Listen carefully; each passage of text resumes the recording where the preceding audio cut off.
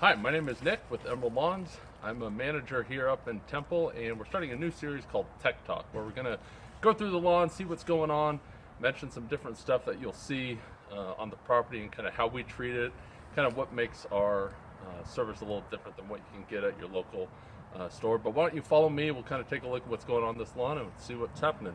Rolling. Okay, so this time of year, you're going to see a lot of your winter grasses. You have a mix of Dallas grass, crabgrass, you have some poana, and you just have a lot of winter annual grasses. So what we're going to do on these areas is we're going to be able to spray these with some special weed control that will kind of start to slowly kill them. Grassy weeds take a couple weeks to start yellowing and dying out.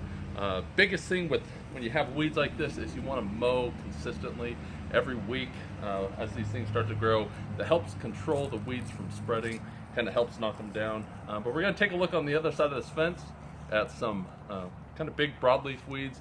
So why don't you follow me, we'll take a look real quick.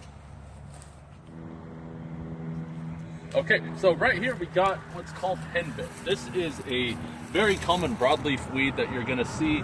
It flowers these little purple flowers up top, which will kind of cause these to spread. Now these broadleaf weeds are pretty tough to kill. It takes about 2 treatments to really get them under control. And as you can see, they grow pretty tall. So like we mentioned before, you want to make sure to mow these weekly. We'll come out, we spray it. If you have a heavy infestation of these henbit weeds, we'll come out a second time to retreat these. And as you can see behind, we got a crepe myrtle. We also come out here and fertilize trees and shrubs. So this crepe myrtle, right now we're finishing our round 1 dormant oil. And so your dormant oil, we're going to spray it on, and it's going to help kill off any wintering insects and any eggs that they leave behind. But that's something else we could talk about on another video. Thank you. So as we mentioned before, we have a mix of grassy weeds right here. So a big thing that's different between us and the stuff you can buy at the kind of the big Home Depot, Lowe's stores is the concoction of weed control that we use. So we have what's called selective herbicide. So the stuff we're using this time of year, we have 4 different ingredients that we're mixing in. We have some stuff that will treat some of this winter grassy weeds, such as poana. You have some annual winter grasses. We have some different stuff that will treat this little henbit that we mentioned earlier. And we have different stuff to treat kind of your broadleaf thistles and prickly lettuce and kind of all these broadleaf weeds that you're going to see right here.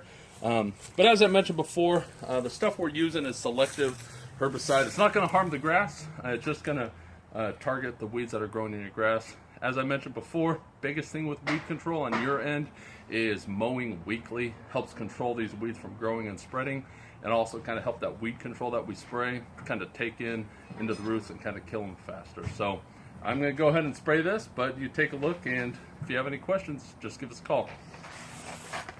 Nick here again. I just wanted to stop by and talk to you about our first application that we're putting down. A common question that we get asked is, why are you treating my yard? If it's brown, it's dormant. So just want to talk to you for a second about that. So what we're putting down today is called RGS. It's a soil and root stimulator. It also helps balance the pH of the soil.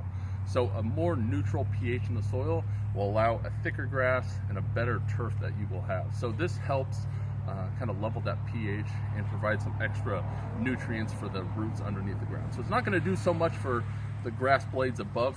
It's not going to help green it up or anything, but it's going to help prepare it to come out of dormancy. So we're at the end of January. We've had a pretty warm winter, so grass is going to start coming out of dormancy probably here at the tail end of February. So as it comes out of dormancy, this is going to help strengthen those roots so it comes out of dormancy nice, bright and green and thick. So if you have any questions, just give us a call.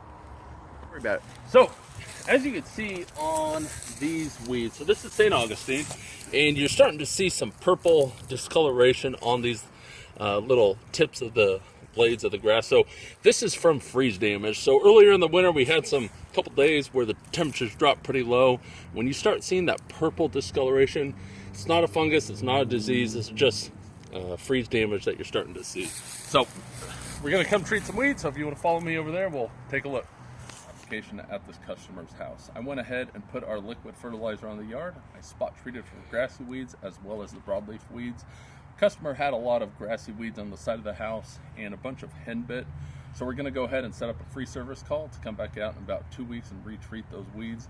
I let the customer know that he needs to mow the whole yard, including all those weeds, to help control those weeds from growing and spreading. I also let him know that the first time you mow, as it's coming out of dormancy, you want to scalp the lawn. You want to lower that mower height pretty short, and you're going to bag all those clippings. What you're wanting to do is cut off all that dormant brown grass and encourage the new green grass to grow. Grass is going to be coming out of dormancy probably here in end of February usually. So that first time you mow, again, just make sure you bag all those clippings to get all that dead grass, kind of prevent thatch buildup in the lawn. But if you have any questions, give us a call at the office. Okay, so coming up next, what we're going to go ahead and do is we're going to put a top dressing and a liquid aeration on this customer's lawn. I can go into more details about those later, but that liquid aeration, we're having great results. It helps about 80% better results than just your core aeration. But we're going to go ahead and do the top dressing and the liquid aeration. We're also going to put our dormant oil on the trees and shrubs in this house. We are going to avoid the Arizona cypress as that can't take the dormant oil, but for all the other trees and shrubs, we're going to put that dormant oil on. So we're going to go ahead and do that. We'll treat some weeds here in a couple weeks, and then we'll put that liquid aeration and top dressing. Grass is coming out of dormancy, so as you get into the next round, we're going to put pre-emergent on the Bermuda lawns, and then we're going to put some heavier nitrogen based fertilizer on the zoysia. It has a little bit of St. Augustine as well. So we're going to do a couple different things for each type of grass, but that'll be coming up on the next round. Thank you.